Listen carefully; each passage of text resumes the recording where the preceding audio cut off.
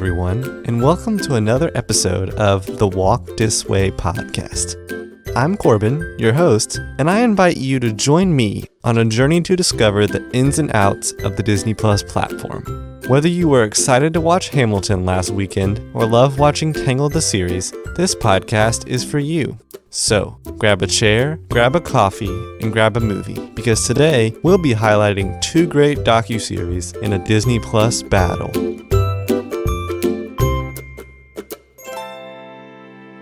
Over the past few months, Disney Plus has done what any sensible company would do. Take properties that fans already love and share some behind-the-scenes footage of how these projects came to be.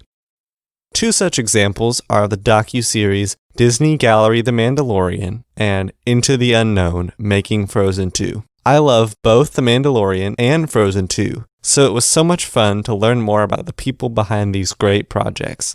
But is one of these docuseries better than the other? It's time for a Disney Plus battle. Let's send it over to the rules guy, who will better explain how we'll decide a winner for today's battle. Alright folks, here's how this is going to work. In typical debate fashion, I'm going to take 3 minutes in defense of each series, followed by a quick rebuttal from both sides. At the end, I'll compile all of the cold hard evidence into a final verdict, and I'll crown the winner of this Disney Plus battle. Back to you, Mr. Hostman. Thanks, Rules Guy. Okay, let's get this Disney Plus battle started. First up, Disney Gallery The Mandalorian. So Disney Gallery The Mandalorian is the perfect behind-the-scenes show for any Star Wars fan. I think episode 8 of the first season really highlights this point because it describes all of the connections and the cameos within the greater Star Wars universe. It's kind of crazy to see all the reveals and things that they used from Star Wars within The Mandalorian Season 1. From the ice cream machine thing that they used to carry the Beskar that was also in The Empire Strikes Back, to the Gonk droid, to having Dave Filoni have his own little X-Wing tribute with the other directors. It was just really cool to see all of those cameos and Star Wars elements come together. And I think one thing that the docuseries really highlighted was the fact that The Mandalorian is on the cutting edge of live-action TV. To use VFX and practical effects and puppetry and a distinct score for each episode is really amazing. One thing that set The Mandalorian apart from other TV shows was the use of the volume. And they have a whole episode basically talking about the volume. It's this LED room with 360-degree LED screens where they can make a landscape into whatever they want, and it feels completely realistic to the viewer. I think this was evident in The Mandalorian. I don't think there was ever a moment where you were doubting what was going on with the characters, or the settings they were in, or the virtual effects that were happening. I think the volume really kept viewers within that scene and within the Star Wars story. And the docuseries really shows the capabilities of that amazing system. And Disney Gallery The Mandalorian also really helped Disney Plus during a dry season earlier this year. Late April, the month of May, there was not a lot of content being put out on a weekly basis. We had It's a Dog's Life, and then at the end tail of that, there was Artemis Fowl. But I think that Disney Gallery The Mandalorian really bridged that gap between some of the heavy hitters earlier in the year. Diary of a Future President, Stargirl, Timmy Failure, and then the ones later in the summer we've got Artemis Fowl, then we have Hamilton, and I think that Disney Gallery The Mandalorian really kind of bridged that gap and kept viewers going during the quarantine time or during the dry spell pretty much for Disney Plus. And so that's one thing we can put in defense of Disney Gallery The Mandalorian. As well, I really loved the roundtable discussion element of this docuseries. To have all the directors or the cast or the effects supervisors in one room around a table allowed for some great bounce-off questions or great kind of explanations, and you get a really quick view into a bunch of different perspectives and a bunch of different experiences. And that's one thing that really sets this show apart from other docuseries. So, I believe that Disney Gallery The Mandalorian is a great contender for this Disney Plus battle. Alright, that's our time. Thank you for your defense. On to the next defense. Into the Unknown, Making Frozen 2. So Into the Unknown, Making Frozen 2 is a really great inside look into Walt Disney Animation Studios and the making of a great sequel, Frozen 2. One thing that sets this docuseries apart from others is that it shows that not everything is sunshine and rainbows. Within the filmmaking process, not everything is perfect. They really wrestled with the idea of show yourself and the crux of the song as to who the voice is that's calling Elsa and what she's going to discover in Ahtohallan and the voice from Ahtohallan and what that meant for Elsa's character development in this film. And to show that vulnerability, that show yourself originally wasn't as great as the film made it out to be. I mean, when we reached the film, this song was the show-stopping number. I've probably listened to it more than any other song on the soundtrack. And to show kind of that progression of how things didn't always start off great, the song wasn't always a standout hit, and that they had to recover from some of these kind of criticisms and turn that into a great film. I think that was a very eye-opening experience to see from a docuseries. In this docuseries specifically, we got to know the directors and the cast members on a personal level. One obvious example is the story about Christopher Buck's loss of his son, Ryder, in one of the early episodes.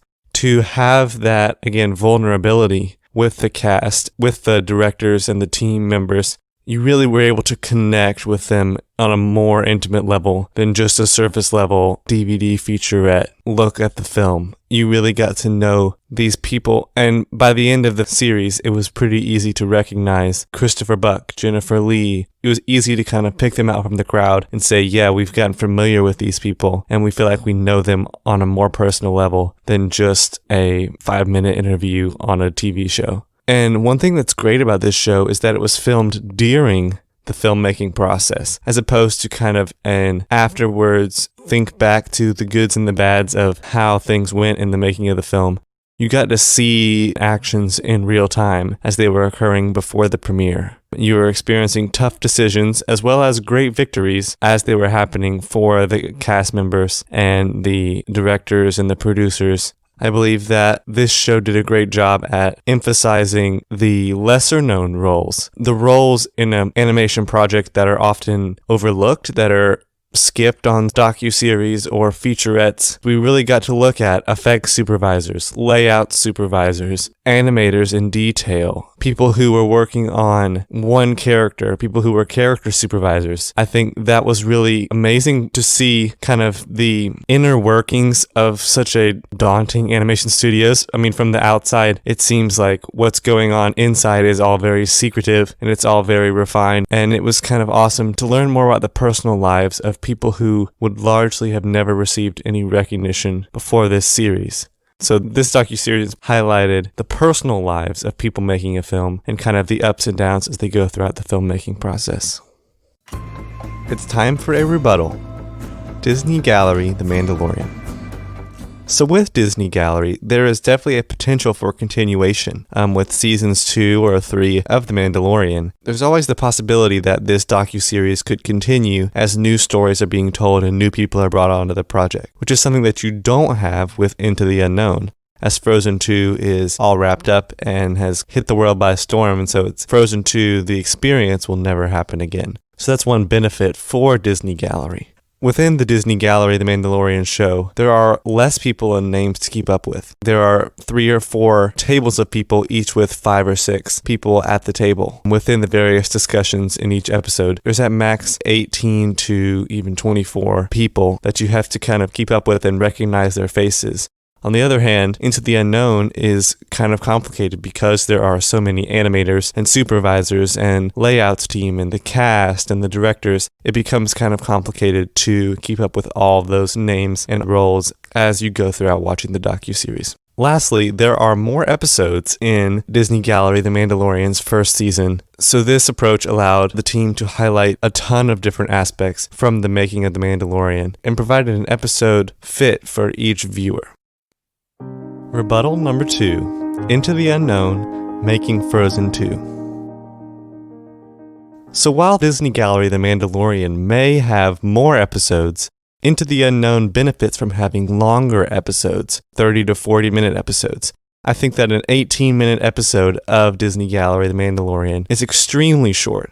And while Disney Gallery has 2 more episodes than Into the Unknown, it's only 7 minutes longer in total than the Frozen docuseries. So there's still plenty of time throughout the show to get to know the story and the people and to really kind of get a grasp on the making of Frozen 2. And even though there are less people and names to keep up with in Disney Gallery The Mandalorian, Into the Unknown allows viewers to get a very personal attachment to the people involved with Frozen 2. Whereas Disney Gallery The Mandalorian is primarily just a roundtable after the fact discussion that kind of glosses over the highlights and the great things that were happening. Into the Unknown really allowed you to get to know some of the employees, cast members, and directors who were involved in this project. In conclusion, both of these docuseries show the filmmakers' intense dedication to their projects. Jon Favreau and Dave Filoni, Jennifer Lee and Chris Buck. All of these filmmakers are overwhelmingly passionate and excited, and it makes for a great viewing experience. Disney Gallery The Mandalorian excelled in showing viewers the exciting new technology in the Star Wars universe and helped Disney Plus through a mostly empty month of May. Into the Unknown, making Frozen 2, gave viewers the chance to connect with various cast members on a personal level and showed that sometimes the world of filmmaking is extremely tough. In the end, though, we have to crown a winner. The winner of today's Disney Plus battle is Into the Unknown, making Frozen 2. The episodes of Into the Unknown were the perfect length for a weekend binge and fit seamlessly together in a chronological storyline. It never felt like a DVD bonus feature, but instead was thoughtfully crafted as an engaging TV program. I had so much fun traveling into the unknown. Well, there you have it. I had a great time watching and comparing these 2 wonderful docuseries, and I'm excited for more behind-the-scenes footage on Disney+. What Disney Plus battle should we host next? Send us an email at thewdwpodcast@gmail.com with your thoughts. For film reviews and other Disney content, check out our blog at walkdisway.home.blog. Also, be sure to follow us on Instagram at thewdwpodcast, like our page on iTunes and Spotify, and subscribe to our YouTube channel. As always, thanks for joining me on today's episode, and tune in next time for more Disney magic. See ya!